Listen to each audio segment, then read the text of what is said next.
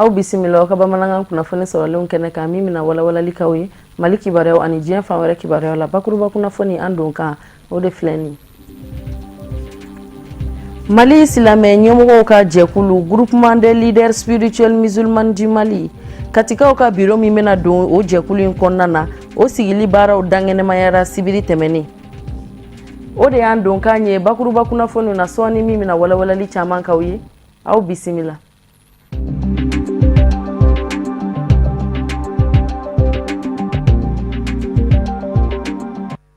an balima bamanankan mɛnnaw Mali kɔnɔ ani Mali kɔ kan an ka foli ani waliɲuman dɔn u bɛ ka taa aw kelen-kelenna bɛɛ lajɛlen ma fo yan fo aw sigiyɔrɔ la k'a fɔ aw ɲɛna k'aw bisimila aw ka bi bamanankan kunnafoni sɔrɔlenw kɛnɛ kan Mali silamɛ ɲɛmɔgɔw ka jɛkulu Groupement des leaders spirituels musulmans du Mali katikaw ka bureau min ni o bɛna don o jɛkulu in kɔnɔna na o sigili baaraw dangɛnɛmayara sibiri tɛmɛnen Stade Mamayira kɔnɔ Kati mɔgɔba caman tun bɛ kɛnɛ in kan kɛrɛnkɛrɛnneyala groupement in yɛrɛ ɲɛmɔgɔba n'o ye Seydi Cherif Ousmane Madani Haidara ye an ka mɔgɔ minnu tun b'a kɛnɛ kan Cherif Lajabani so tɔgɔ la Burama Jara ani Karim Samake u ka sɔrɔlenw an ka jɛ an ka ɲɛmada Kati sigibagaw kun y'a laɲini k'a fɔ Groupement des leaders religieux du Mali o ka sigi u yɛrɛw tɔgɔ la Kati o hukumu kɔnɔna la a Cheikh Cherif Ousmane Madani Haidara ale ni a ka jama y'i kunda Kati kan yaasa bureau in sigili baaraw ka se ka waleya a kɛra kunbɛko ɲuman ye kosɛbɛ katikaw fɛ nisɔndiya kɔnɔna la ni u ka bureau sigili ye silamɛya ye hakilisigi diinɛ de ye silamɛya ye basigi diinɛ de ye silamɛya tɛ jawuli diinɛ ye maa tɛ tɔɲɔ a la kira ka silamɛya kɔnɔ a ka gafe bɛɛ la maa fa t'a la maa tɔɲɔ t'a la n'i ye maa tɔɲɔ i tɛ ala sɔrɔ alikiyama n'o ye ni o maa fa k'a kɛra ko Alahu Akbar o tɛ tiɲɛ ye donc anw b'o condamné k'a da la o ye galo de ye anw ka tagasira kɔrɔ min bɛ yen n'o ye an ka kaburu zuraw ye o ni an ka kɔlɔsi n'an ka wazifaw an'an ka comment on appelle an ka hadaraw anw m'olu de dɔn an'an ka mazabu malikiya donc ni maa min nana tilegan fɛ k'i bɛna o yalama ka bɔ anw bolo san 1000 kɔfɛ vraiment an t'o tigi sitoni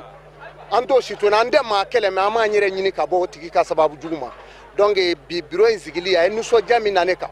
n bɛ fɛn min fara a kan katikaw surtout katikaw Kati lajɛ ni dugu belebele misiri tɛ tɛmɛ misiri 40 gulɔso o bɛ taa 100 ani kɔ la o tɛ baasi ye mais aw yɛrɛ denw hinɛ kama Ousmane Cherif Madani Haidara ka se Mahamadu Makebaw ma u sera ka na ni hakilina min ye anw denw tɛna tiɲɛ bilen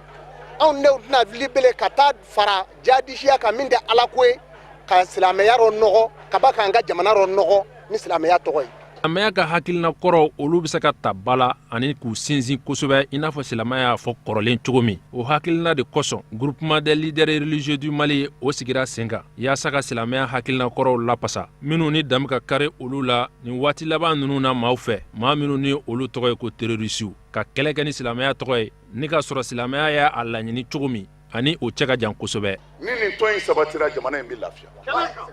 anw ti bere dɔn silamɛya la an ti muru dɔn an bɛ min dɔn ko bɛɛ k'i ta kɛ ala b'i kiiri tigɛ mana u ye bureau min dilan nin alimamiba ka bonya kɔnɔ ani Kati dugutigi ka bonya kɔnɔ ani an ka préfet ka bonya kɔnɔ ani maire ka bonya kɔnɔ ani Kati silamɛ bɛɛ ka bonya kɔnɔ bureau in bureau ɲuman don an jɛna n'a ye a ka baara kɛ salamu alaikum wa rahmatulahi ta'ala wa barakatuh ni lajɛrɛba in kɔni kun cɛra ni groupement président ka laɲini ye a Cheikh Cherif Ousmane Madani Haidara k'a fɔ fɛn min ye Kati bureau ye o sigira sen kan bi wa u bɛ se ka baara daminɛ silamɛya tɔgɔ la i n'a fɔ silamɛya y'a laɲini cogo min silamɛ jɛkulu min bɛ wele ko Association malienne pour la concorde l'éducation et la culture islamique u ka kalanbulon min kun dayɛlɛlen don tile 40 kɔnɔna na walasa ka silamɛ denmisɛnninw kalan seli kɛcogo ɲumanw ani silamɛya yɛrɛ labaara cogo ɲumanw na o kun cɛra ka bɛn sibiri don ma Lafiyabugu an ka mɔgɔ minnu kun b'a kɛnɛ kan Cherif Lajabani so tɔgɔ la Marietu Jalo a n'a ka jatala Ibrahim Kulubali u ye fɛn minnu sɔrɔ kɛnɛ kan an ka jɛ an k'o lajɛ san o san Association malienne pour la concorde l'éducation et la culture islamique n'a bɛ fɔ ma ko AMCC u bɛ cours de vacances islamique belebele dɔ sigi sen kan ɲina denmisɛnnin 7 ani kɔ olu de degila seliji tacogo seliji faridaw ani kuranɛ yɛrɛ bɛ kalan cogo min na fo ka taa se suranw ladegeli ma an y'a ɲini san o san ni vacances dira cours de vacances islamique o ka di denmisɛnninw ma pour que k'u kalan silamɛya base la parce que an b'a dɔn u bɛ san kalo 9 u b'o bɛɛ lajɛlen kɛ kalan na parce que cours de vacances ɲɛsinnen bɛ kɛrɛnkɛrɛnnenya la ekɔlidenw de ma donc minnu bɛ san kalo 9 bɛɛ lajɛlen kɛ ekɔli kalan na ni kalan bilala u ka waatinin kunkurunin ta misaliya ɲinan an ye tile 45 de kɛ mais san dɔw la a bɛ se fo kalo 2 ma donc c'est pour que denmisɛnninw bɛ lafiɲɛbɔ min kɛ vacances kɔnɔ a kana jouer o kan en même temps u ka se k'u ka diinɛ ɲɛdɔn donc a kun ye denmisɛnninw bɛ se ka kalan kɛ cogoya min na depuis denmisɛnninnama u ka suranw dɔn u ka seli kɛcogo dɔn u ka seliji tacogo dɔn u ka limaniya jɔsenw dɔn u ka silamɛya yɛrɛ jɔsenw dɔn a bɛ kɛ sababu ye k'u ka formation jidi u bɛ silamɛya ɲɛdɔn en même temps u bɛ kɛ sini ma sinikɛnɛ ma jamana jɔbaga dɔw ye n'an b'a fɔ olu ma ko cadrew. AMCC ka ɲinɛ cours de vacances islamique kun cɛra ni ɲɛnajɛ belebeleba ye école A cours kɔnɔ Lafiyabugukaw fɛ yen u y'a yira k'a fɔ k'olu bɛ denmisɛnnin ninnu kalan silamɛya taabolo la nka u somɔgɔw yɛrɛ kan ka u jɔyɔrɔ fa silamɛya in batoli la. AMCC président y'a yira k'a fɔ k'u ye nin ko in lawuli min kama a y'o minɛ fa. Donc san o san a bɛ ɲɛ ka taa fɛ an ye u b'a jira k'a fɔ minnu yɛrɛ y'a dɛmɛ 92 olu de ye karamɔgɔ ye an ye mɔgɔw formé nin na bi olu bɛ haut conseil la a dɔw bɛ groupe politique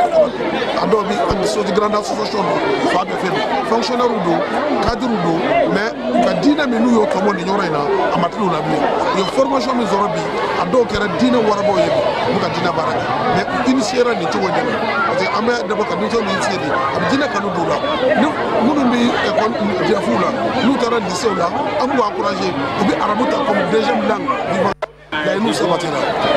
LVD la a kɛra sababu ye denmisɛnnin caman ye kuranɛ kalan ka jigin a caman kɛra karamɔgɔbaw ye bi mais u bɛɛ wulila nin wuli cogo de la initiation don ka diinɛ kanu d'u la seli ɲɛfɔw n'a tiɲɛfɛw seliji ɲɛfɔw n'a tiɲɛfɛw masaw kan ka minɛ cogo jumɛn jogo ɲumanw kan ka ta cogo jumɛn an b'a wuli nin wuli cogo de la 92 bɛ cɛ promotion caman bɔra a la minnu bɛ ye cadre ye bi jamana kɔnɔ a n'a kɔ kan u ɲɛ b'an na u tulo b'an na donc olu fana bi olu fana ma tunu olu fana y'u yɛrɛ organiser olu de bɛ ka sira jira u denw n'u dɔgɔninw fana na bi a sira kelen fɛ ka taa o de la bi an yɛrɛ bɛna an se k'an nisɔndiyalen kunna wololen ka na sigi k'u lajɛ a la dɔrɔn. Denmisɛnninw ye nin ɲɛnajɛ belebele in ɲɛnamaya ni suranw kalanni poyi catiri ani karatekɛlaw ye kɛlɛ kɛcogow yira fɔɔ ka taa se zikiridalaw ma.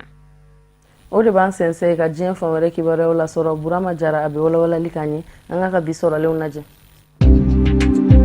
Gabonkaw fɛ yen olu ka jamana ɲɛmaaya kalafili min kun bɛ sen na min ni o kɛra utukalo tile 27 o jaabiw bɔlen kɔfɛ ka bi mankan caman o kɔni yɛra Gabon dugubaw kɔnɔna la ni maa 7 bɔɲɔngo o ni tora la ani polisi 1 bɔɲɔngo an b'a hakili lajigi k'a fɔ kabi araba jan tɛmɛnen jɛkulu min ka baara bɛnnen bɛ kalafili koɲɛw ɲɛnabɔli baaraw ma Gabon kɔnɔna la olu ka ɲɛma bɔra k'a yira k'a fɔ ko fɛn min ye Ali Bongo Odimba ye ko ale kɔni ye sebaya sɔrɔ ni kalafili kɛnɛ kan yaasa k'a yɛrɛ nɔnabila Gabon jamana ɲɛmaya la kabi o de kɛra sa ngwara daba min bɛ ni o tɔgɔ ye Jean Pink o jaabiw kɔni ma bɛn ale ma ka sabu kɛ ale kun y'a yira dagayɔrɔ la n'an ko ma ko a ka QG ko ale de kɛra jamana ɲɛmaa ye kalafili kɛnɛ kan ka kɔn jaabiw bɔli ɲɛ jɛkulu fɛ min ka baara bɛnnen bɛ kalafiliw koɲɛ ɲɛnabɔliw ma Gabon jamana kɔnɔna la o de kɛra sababu ye ka furukufuruku caman k'o don jamana kɔnɔdenw ni ɲɔgɔn cɛ min ni o kɛra kasaraw ye nka fɛn min ye bin dɛnɛ Gabon kɔnɔ basigiw kɔni bolo dara kosɛbɛ subahana mansinw n'an ko ma ko internetiw olu kun tigɛlen bɛ kunnafoni diw kun gɛlɛyalen bɛ kosɛbɛ nka bi sɔgɔmada in na wuli kɛra k'a sɔrɔ olu bɛɛ lajɛlen koɲɛw ɲɛnabɔlen don fɛn min ye kunnafoni diw ye olu sera ka waleya Gabon jamana kɔnɔ interneti ale bunakun kan.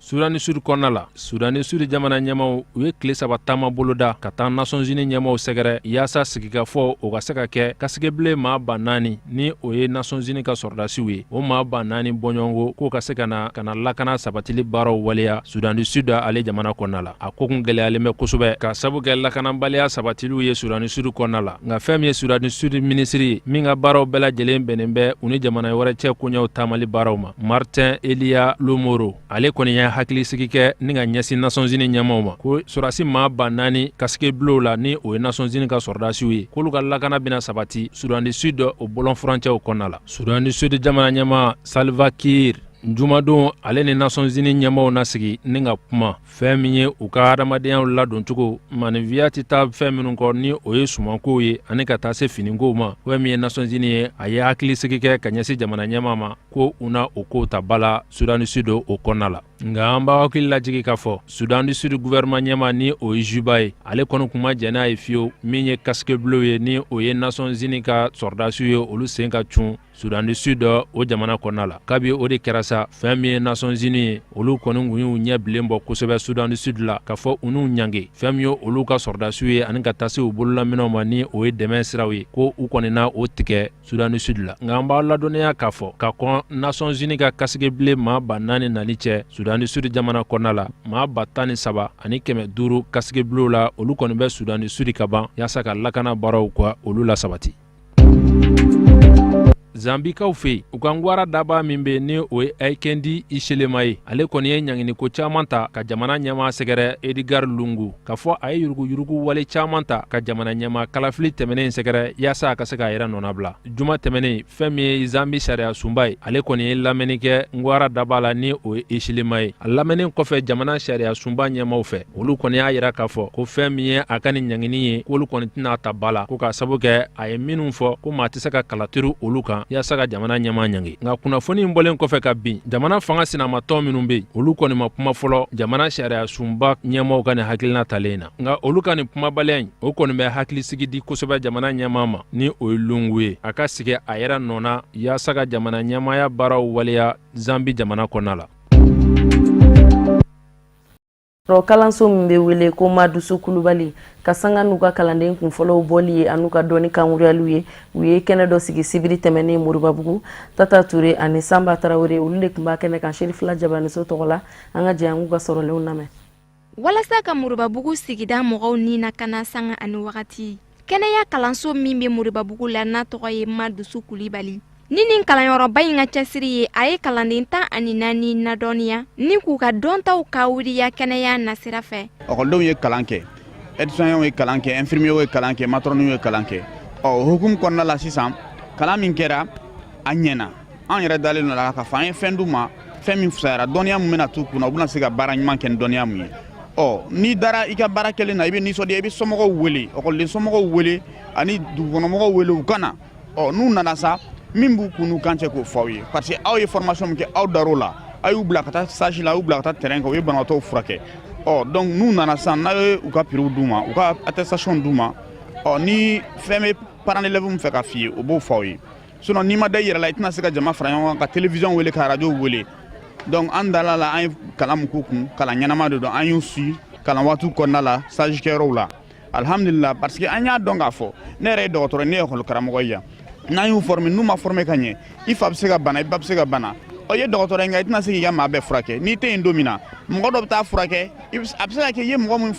former n'o ka formation ma ɲɛ n'a taara bi o bolo kɔnɔ n'a kɛra kasara ye jɔn nɔ don i yɛrɛ nɔ don o de hukumu kɔnɔna la hakilina kelen min b'an na ka dɔnniya di ekɔlidenw ma dɔnniya min ka ɲi mun bɛ se k'u nafa an kɛrɛfɛ yɔrɔ o yɔrɔ n'u welela yɔrɔ o yɔrɔ an tɛ kumasulu sɔrɔ a la. San kelen kalan kɔfɛ nin kalanden ninnu labɛnnen don sanga ani wagati k'u jɔyɔrɔ fi Moribabugu sigida mɔgɔw ni na kalanni la kɛnɛya nasira fɛ o min yɛrɛ ye kalanso tigi yɛrɛ ka haminako la belebeleba ye n'o ye école de santé Madusu Kulubali ye. Kɛnɛ in kɔni sigila ka ekɔliden caman former n'u bɛ se ka dugulamɔgɔw furakɛ dugulamɔgɔw ka lafiya n ka kɛnɛ sigi kun ye o de ye nin y'a san kelen o san kelen minnu ye san kelen kalan kɛ olu ka papier di de filɛ nin ye tan donc fɛnw san fɔlɔ kulonkɛ man ka k'u la donc o kan ka kɛ pour que bɛɛ ka bɔ a kalama k'a fɔ an bɛ baara min na dugu kɔnɔ yan nɔ a baara nafa bɛ se dugulamɔgɔw bɛɛ ma kɛnɛ sigi kun ye o de ye vraiment an bɛ fɛ ka commune kɛ agent de la santé ka caya commune na pour que dugulamɔgɔw bɛɛ ka furakɛ o de ye n ka souhait ye je veux que Moribabugu droit a commune n'a sigiyɔrɔ bɛɛ ka kɛnɛya sɔrɔ o kɛnɛya fana tɛ sɔrɔ k'a fɔ fo baarakɛlaw ka caya n bɛ fɛ ka n sɛbɛ don o ni école ma pour que ka baarakɛlaw caya dugu kɔnɔ pour que dugulamɔgɔw bɛɛ ka lafiya. Ni an ka promotion san fɔlɔ ye donc an content don u ye kalan kɛ u y'u yɛrɛ di Moribabugukaw fana bɔra ka an dɛmɛ an ka kalan in kɔnɔna na an b'u bɛɛ fo donc an bɛ dugawu de kɛ toujours ala ka école in taa ɲɛ. Ni lajɛrɛ belebeleba in hukumu kɔnɔna na kalanden minnu bɛ yen nɔ n'olu tilala u ka san kalanw na u ye kalan gafe d'u ma kalan gafe min bɛna kɛ sababu ye u k'u jɔyɔrɔ fin ani k'u ka seko ni dɔnko yira kɛnɛya binakun kan kalanden kelen kelenna bɛɛ lajɛlen y'u ka nisɔndiya yira ni nin kalan gafe ninnu sɔrɔli ye ka sababu kɛ école de santé Madusu Kulubali ka cɛsiri ani wulikajɔ ye. Ne content bari do diplôme dila me maître fo ka nga promoteur fo no e kadere vraiment ni sojali mbaridu ni sojara kada ka sanga ngono ay baramu ke anyu unafa ebi ori la ni kontanen do ntaro mi yere fo vraiment ne content parce que ibe warde saraka ke quoi donc na diplôme sera content ko do vraiment en content ni bare do bi ame promoteur fo ka nga metru bela jeli fo na directrice surtout ana para lu mun ne am blagana annana ekolina annana kenya tagal nyeri kan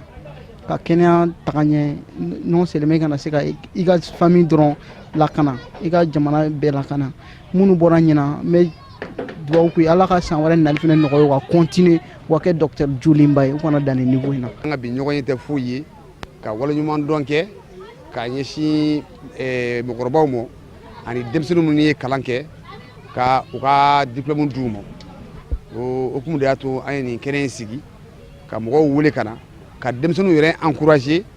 vraiment kala tableau la o de nga bi ñogo jarja kuyi ɲɔgɔlɔn yirala jama la nin lajɛrɛ belebeleba in kɛnɛ kan ma dusu kulubali kalandenw fɛ ka yira jama la u ye dɔnniya minnu sɔrɔ san 1 kalan kɔfɛ ma dusu kulubali kalanso la sananga nga bi bamanangan kunnafoni sɔrɔlen kuncɛ an bɛ dɔ fɔ farikolo ɲɛnajɛ la farafina dolantilaw ka ɲɔgɔndan ba kanu Gabon 2017 a éliminatoire tile 6nan don Mali ani Benin de ye ɲɔgɔn sɔrɔ 5-2 Mali ye sebagaya sɔrɔ Benin kan o de kama a kɛra kari tɛmɛnen stade 26 mars la Yirimajɔ an ka mɔgɔ minnu tun b'a kɛnɛ kan Sherifila Jabaniso tɔgɔ la Isuf Kulubali a n'a ka jata la Samba Tarawele u ye fɛn min sɔrɔ an ka jɛ an k'o lajɛ.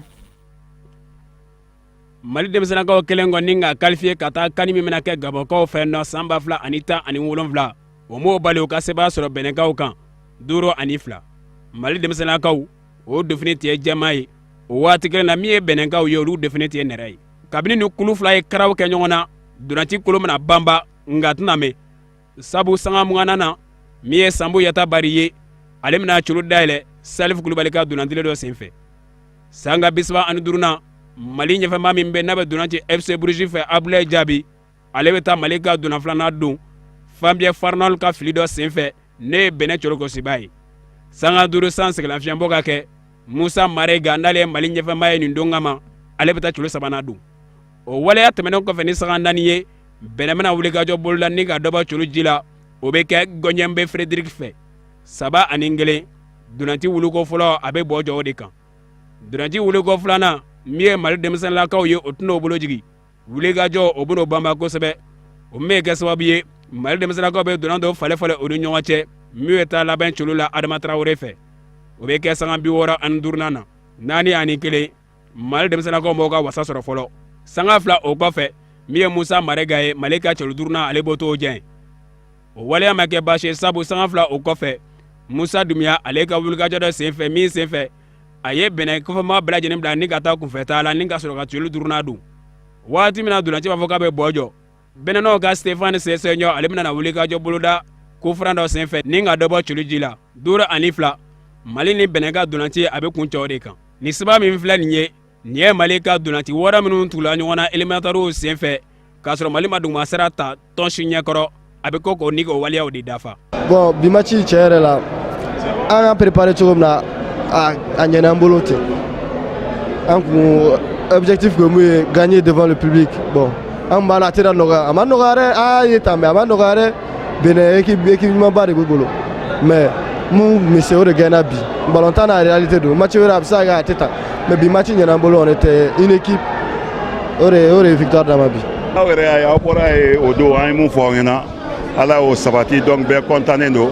ayisa an bɛ baara kɛ parce que ayisa perfection tɛ yen caman bɛ yen ka kɛ ayisa bon an bɛ yanni kalo kelen tuguni an b'an labɛn tuguni. oui bon ballontan y'o de fɔ ye o don ka fɛ ballontanw tɛ kelen a n'a contexte tɛ kelen denmisɛnninw don u donna ka ɲɛ bi an b'u encourager ayisa aw ni anw donc u fɛn pour que u ka kɔrɔbaya ayisa dɔɔni. vraiment an bɛ bɛɛ fo ka Mali supporter bɛɛ fo ka ballontanna bɛɛ fo ka fédération fo mɔgɔ mun yera nin ko in na vraiment ka foli d'a bɛɛ ma. Ala y'a kɛ yanni nin match in tɛ an tun qualifié don ka ban mais nin nana kɛ dɔ wɛrɛ ye tuguni k'a yira hali bi Mali ballontan a bɛ ka taa sanfɛ farafinna kɔnɔ donc bravo aux jeunes bravo à tout le monde. Ani san 2017 ɲɛnatɔmaw ka kɛ min bolodalen bɛ octobre kalo tile 19 Libreville kaw fɛ nɔ Gabon faaba kɔnɔ Mali denmisɛnnakaw bɛna segin kokura ka na Bamakɔ cogo min na o ka se ka Mali ani Côte ka dunanci ni ko o labɛn o min bɛ don éliminatoire coupe du monde san 2018 kɔnɔna na. O de bɛ dan sigi an ka bi bamanankan kunnafoni sɔrɔlenw na aw ni cɛ aw ka ɲɛmadali la aw k'an bɛn sini ni Ala sɔnna ma.